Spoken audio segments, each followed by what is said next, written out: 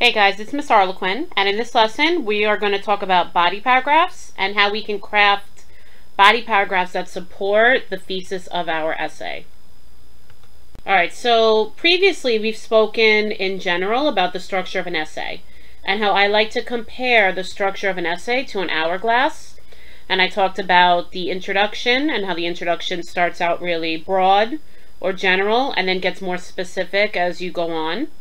And how the body paragraphs are the middle of the hourglass. It's the narrowest part, it's the most specific. And then the conclusion is like the introduction in reverse, where you start out specific and start to get more general. So today we're going to focus on the middle of our essay, our body paragraphs. So when you have your body paragraphs, what you're doing is you are taking the thesis statement from your introduction. And we know that our thesis statement is the sentence that states our claim or the argument that we're going to be making in our essay. And what you do in your body paragraphs is you basically prove your thesis statement. And so each paragraph should be a complete paragraph, and each paragraph should relate back to your thesis statement. A good general way to organize your body paragraphs is to make sure that each paragraph has a topic sentence. It has body or detail sentences that have your supporting details, your text evidence, your explanation of why your thesis is correct. And as a little extra bonus, you might wrap up your body paragraphs with a concluding sentence that kind of ties everything you discussed in the body, kind of ties it together. Now, effective body paragraphs are going to have a couple of elements. They're going to help prove the thesis. They're going to stay on one topic. And so a body paragraph that talks about too many things is not a very effective paragraph. It should have a clear topic sentence. So just like the thesis tells your reader what the essay is going to be about, there should be a topic sentence that tells your reader what that paragraph is going to be talking about. It gives your paragraph a focus. And it should have examples from the text that prove your thesis. And again, we've talked in class about how there are two types of evidence. You can have just summary details or paraphrase of text evidence in your own words. And you also have quotes, direct sentences that you have chosen from the text that best prove your argument or prove your claim. The most effective body paragraphs are not going to have one type of text evidence over another. They're actually going to have a combination of these two types of text evidence. Effective body paragraphs also are going to have elaboration sentences that really show deep thought and analysis of the text evidence examples. And they're going to explain how the examples prove their point and make real-world connections to help explain the examples. And so what I mean by that is, let's say we were writing an essay about the chaser. We might explain our text evidence and make a real-world connection by saying something like Alan and Diana, sometimes couples will. And I could finish that sentence with something I know from real life that I can apply to my analysis of the story. Like Alan and Diana, sometimes couples will become obsessed with each other and only want to be with that one person no matter what. Or I could say, if Alan hadn't tried to force Diana into falling in love with him then. And so here what I'm doing is, instead of using real-world connections, what I'm doing is I'm analyzing what Alan did do by making a connection to what didn't happen in the story. So remember, we've talked about this in class as well. Sometimes talking about opposites, or talking about what else could have possibly happened in a text and how that would change the meaning of the text or change the central idea, is a good way to elaborate and explain what actually did happen. Now, each paragraph, I've stated before, should refer back to the thesis. Well, what does that mean exactly? It basically means that you're giving specific details on each of the subpoints that you need to discuss in your essay in order to prove your thesis. So an example would be an essay whose thesis was going to be country living is the best. It would be the job of this essay to prove that that is a true statement, to prove that living in the country is better than living in any other part of the world. Some subpoints that you might want to make in this essay to prove that country living is the best is you might want to describe the benefits of country living. And so some specific details might be that it's quieter, it's less stressful, and that there are friendly neighbors. Now, what if you need some help organizing your paragraphs? You're not exactly sure which subpoints you want to discuss or which paragraph you want to put each subpoint into. Hopefully a lot of this decision making has been made during the planning process when you've made an outline or a flea map or a flow map for your writing. But in general, a good way to think about each paragraph is in the form of a question. So you want to think, how will this paragraph prove my thesis, and what subtopic will I discuss here? If you have a paragraph that is not proving your thesis, then it is a paragraph that does not belong in your essay.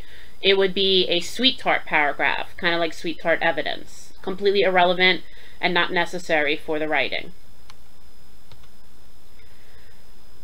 Now, one of the best things to do when you're trying to start writing your paragraphs is to take your thesis and try to turn your thesis into some smaller guiding questions. These guiding questions could actually become your topic sentence, your kind of guide for what you're going to write in the paragraph. All right, so let me actually show you what that looks like. Sometimes it's easier to see what it looks like than to just hear somebody explaining it. So I'm going to use the thesis. John Collier's short story, The Chaser, illustrates that trying to fake true love will only lead to regret. Okay, so my essay is going to prove with text evidence that this is a theme of the story. I can turn this into a question by saying, how does the chaser prove that faking true love will lead to regret? Now that I've got my guiding question, the next step is to answer this question in my paragraph. And so how am I going to answer that question? I'm going to start my paragraph with a topic sentence where I restate this question and answer it. So I'm explaining the point that I'm going to be making in the paragraph. I then give my text evidence, my examples from the story that prove the point I'm trying to make. In this case, I'm trying to prove that a character in the story tried to fake true love, and I also want to prove that it led to regret. When I give my text evidence, I want to elaborate on the text evidence and explain how my text evidence proves my point. Again, in this case, how does the text evidence that I'm including prove that the character has faked true love or that he's regretting his decision? And then I want to have my concluding sentence where I tie it up. Basically, what you're doing is you're treating your body paragraphs the same way you would treat a short response paragraph. You really want to follow the race strategy. So if you think about the breakdown that I just went over, the topic sentence where you start your body paragraph is the R and the A. So you're going to restate and answer a focus question for that body paragraph. Then you're going to give your examples to prove that your statement in your topic sentence is true. So that's the citing. And then for the rest of the sentences in that paragraph, you are explaining, elaborating, and extending on the examples that you just gave. All right, so what we're going to do is we're going to follow a couple of steps when writing our body paragraphs. And we're going to look at a model body paragraph and see how the student actually followed these steps. So step one is restating and answering. It's writing your topic sentence. Step two is giving your first piece of text evidence, your first example that proves your topic sentence. Step three is elaborating on your example, giving your reader some more details about it. Step four is explaining how the example proves your point. Step five is repeating the previous three steps, steps 2, 3, and 4, by giving a second piece of text evidence. And then step 6 is tying it up with a concluding sentence where you restate your topic sentence in slightly different words. All right, so this sample body paragraph comes from an essay where the student's thesis was John Collier's short story, The Chaser, illustrates that trying to fake true love will only lead to regret. As we look at this body paragraph, where do we see the different parts of an effective body paragraph. Where do we see step 1 being applied? Where do we see step 2? Where do we see step 3? And so on. The Chaser is about a man so in love with a girl that he's willing to do anything to be with her, even if he may end up regretting it. For example, Alan goes to visit an old man who sells different types of potions, including love potions. Using a love potion to try to win the girl of your dreams is a very extreme measure. Why? Well, for one thing, a love potion does not produce real love. The potion forces the person to be in love with you instead of allowing them to fall for you naturally, to love you for who you are.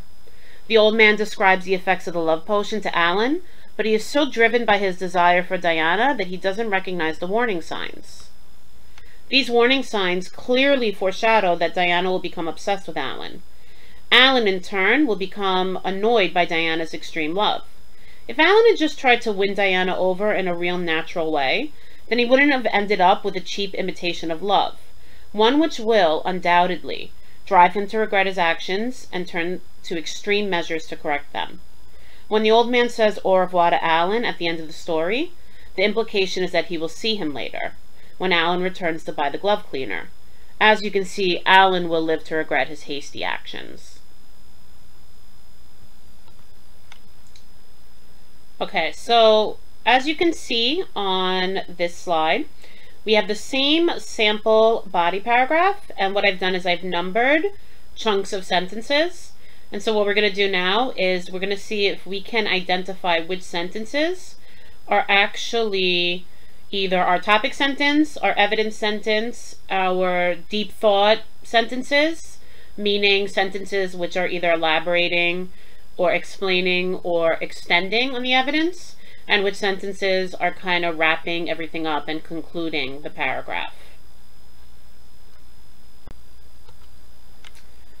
Okay, so as we get ready to write our body paragraphs, one final thing we want to keep in mind is that when we're writing, we want to always make sure we use transition words to connect ideas. And so on the screen, you'll see some examples of transition words that would be excellent choices for essay writing.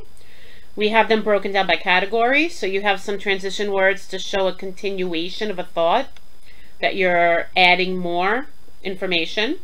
We have transition words to give examples or text evidence. We have transition words to show contrast, which are very appropriate when you are comparing and contrasting two different texts or two different ideas. And then we have concluding transition words, which would be good at the end of a body paragraph or in the concluding paragraph of our entire essay. Keep in mind that there are resources in Google Drive in the student resource folder to aid us in all writing assignments. And so there are a lot of transition word lists that you can find there. You should refer to them whenever you're doing any writing assignment for not only ELA class, but any class that involves writing. All right, so now for your work time, I want you to use your planning maps, especially your flea map, to write your body paragraphs. If you get stuck, you can refer to some sentence frames that I've shared with you in the Codex Unit 2 folder, but those really should only be if you absolutely cannot do it on your own. It's always in your best interest to challenge yourself and try to do the writing by yourself.